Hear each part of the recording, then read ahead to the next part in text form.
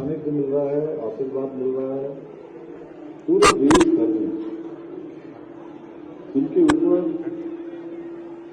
हजारों करोड़ लोगों की, लाखों लोगों की श्रद्धा है, आस्था है। ऐसे पूज्य संत सद्गुरुदेव बाबा जी महाराज, महामंडलेश्वर स्वामी विश्वेश्वरानंद जी महाराज, महान डॉक्टर स्वामी भारतदास जी महाराज, महंत कपिलेश्वरानंद जी महाराज, महंत त्रिभुवन दास जी महाराज, स्वामी जगदीशानंद जी और मंच पर आसीन हमारे भारत सरकार के मंत्री और अल्मोड़ा पिथौरागढ़ लोकसभा के लोकप्रिय सांसद आदरणीय अजय टम्टा जी, यहाँ के माननीय विधायक आदरणीय मोहन सिंह महाराज जी, अल्मोड़ा विधानसभा के माननीय विधायक श्री मनोज तिवारी जी, पूर्व विधानसभा के अध्यक्ष आदरणीय गोविंद सिंह कुंजवाल जी, जिला अध्यक्ष भाजपा श्री महेश नयाल जी एवं यहाँ पर पधारे हमारे सभी पूज्य संतगण, मैं सभी को अपनी ओर से नमन करता हूँ। और यहाँ आए हुए लक्ष्मण सिंह रंगनिया जी समेत सभी यहाँ के स्थानीय प्रतिनिधिगण और उपस्थित सभी भक्तगण, माताएं, बहनें और सभी हमारे युवा नौजवान साथी, पत्रकार मित्रों, छायाकार बंधु, मैं सबसे पहले तो आज प्रमुख हमारे प्रदेश का ही नहीं बल्कि विश्व का प्रमुख आध्यात्मिक केंद्र श्री कल्याणी का हिमालय देवस्थानम डोल आश्रम की वार्षिक उत्सव की आप सबको बधाई देता हूँ, आपको शुभकामनाएं देता हूँ और पूज्य बाबा जी की कृपा और आशीर्वाद से मुझे भी हर वर्ष यहाँ पर सहभागी होने का, सम्मिलित होने का शुभ अवसर मिलता है। निश्चित रूप से मुझे यहाँ आकर एक नई ऊर्जा हमेशा प्राप्त होती है। आज मैं इस कार्यक्रम के साथ ही, महत्वपूर्ण कार्यक्रम के साथ ही, प्रदेशवासियों को भी बुद्ध पूर्णिमा की भी शुभकामनाएं देता हूं।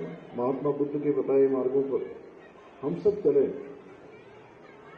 ऐसा सभी से अनुरोध करता हूं। आज के इस अवसर पर मैं पहलगाम में आतंकवादी हमले के बाद इस हमले के असली सूत्रधार, जहां आतंकवाद पोषित होता है, पल्लवित होता है, उसका संवर्धन किया जाता है। लगातार हमारे देश के अंदर अनेक आतंकवादी गतिविधियां, अलगाववादी गतिविधियां, जिहादी गतिविधियों को बढ़ावा देने वाले आतंकवादी राष्ट्र, इसके सूत्रधार, पाकिस्तान की दांत खट्टे कर देने वाले हमारे सभी वीर सैनिकों का मैं वीर भूमि उत्तराखंड की 1.25 करोड़ जनता की ओर से उनका हृदय से अभिनंदन करता हूं। आप सबकी तरफ से उनको बधाई देता हूं। मैं आज प्रदेश की सांस्कृतिक नगरी अल्मोड़ा स्थित डोल आश्रम में धर्म ध्वजा का पूजन, मां राजेश्वरी का अभिषेक और हमारी कन्या पूजन जैसा शुभ कार्य आज यहाँ पर पूज्य बाबा जी के आशीर्वाद से हम सभी के हाथों से संपन्न हुआ। साथ ही मुझे ये सौभाग्य प्रत्येक वर्ष प्राप्त होता है। सच में पुण्य की प्राप्ति का इससे अच्छा स्थान बाबा जी के सानिध्य में मुझे दूसरी जगह कहीं दिखाई नहीं देता।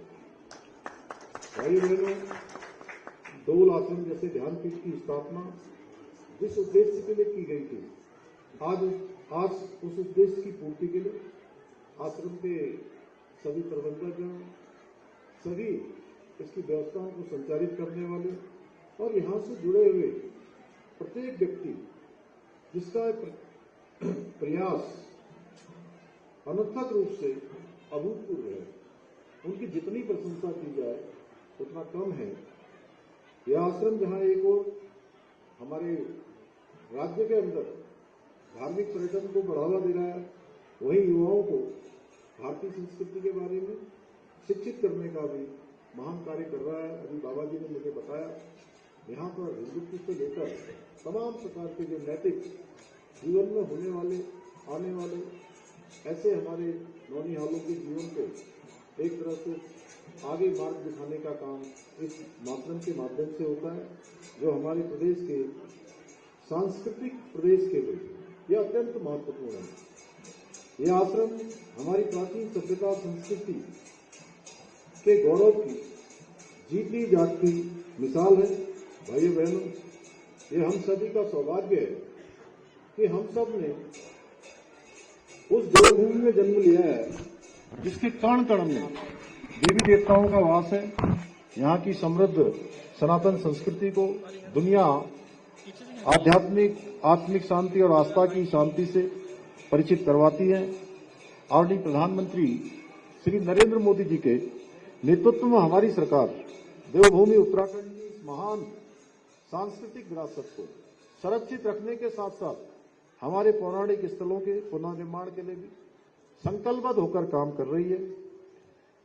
जहां एक और उत्तराखंड के चारों धामों पर बृहद स्तर पर पुनर्निर्माण के कार्य किए जा रहे हैं, वहीं मानसखंड मंदिर माला मिशन के माध्यम से पूरे कुमाऊं क्षेत्र में पौराणिक एवं प्राचीन मंदिरों का कायाकल्प भी किया जा रहा है। एक सर्किट बनाकर काम किया जा रहा है। इस मिशन के माध्यम से न केवल मंदिरों का पुनरुद्धार और सुंदरीकरण का कार्य किया जा रहा है, बल्कि मंदिरों तक पहुंचने के लिए जितने भी सड़क मार्ग हैं उन मार्गों को और कनेक्टिविटी से जोड़ने का मजबूती से काम किया जा रहा है। जहां हमारे भारत सरकार के मंत्री भी, हमारे लिए बड़ा सौभाग्य है कि अभी पिछले 4 दिन पहले ही हमने भारत सरकार में बैठक की थी और अनेक सड़कें और अनेक जो हमारे भविष्य के प्रोजेक्ट हैं उन सभी प्रोजेक्टों को सहमति भारत सरकार के स्तर पर मिली है। मैं इसके लिए भाई अजय टमटा जी का भी, नितिन गडकरी जी का, हमारे प्रधानमंत्री जी का बहुत धन्यवाद करता हूं। इतना ही नहीं, मानसखंड मंदिर माला मिशन के अंतर्गत यात्रियों को ठहरने की व्यवस्था तथा पार्किंग आदि की सुविधाओं को और अधिक बेहतर बनाने की दिशा में भी अनेक कार्य आगे किए जा रहे हैं। भाइयों बहनों, अपनी सांस्कृतिक विरासत के संरक्षण के साथ ही हमने राज्य हित में कई ऐतिहासिक निर्णय लिए हैं।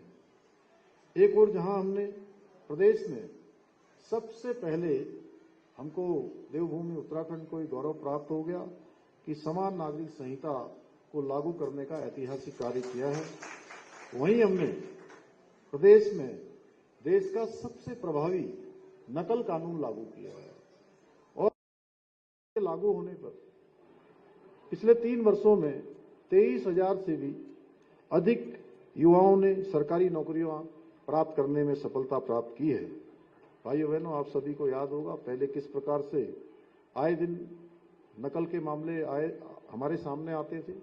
गरीब माता पिता के बेटे बेटियों के साथ पक्षपात होता था, उनके साथ अन्याय होता था, उनका जो अधिकार था उनको प्राप्त नहीं होता था।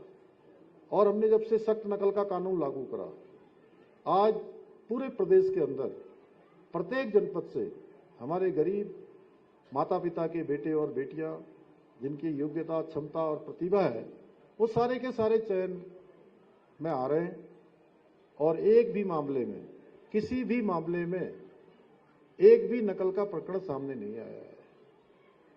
सभी का आत्मबल बढ़ा है, कोई मामला न्यायालय में नहीं गया है। सबको विश्वास हो गया है कि अब प्रदेश के अंदर जितनी भी नियुक्तियां होंगी वो सारी नियुक्तियां योग्यता, क्षमता और प्रतिभा के आधार पर होंगी। भाइयों बहनों, हमने हमारी सरकार प्रदेश के अंदर देवभूमि उत्तराखंड के सांस्कृतिक मूल्यों और डेमोग्राफी को सुरक्षित रखने के लिए भी हम पूरी तरह से संकल्पबद्ध होकर काम कर रहे हैं। इसी संकल्प के साथ हमने प्रदेश में लैंड जिहाद के खिलाफ, लव जिहाद के खिलाफ और थूक जिहाद जैसी जो घृणित मानसिकता है, इनके खिलाफ कड़ी कार्रवाई सुनिश्चित की है।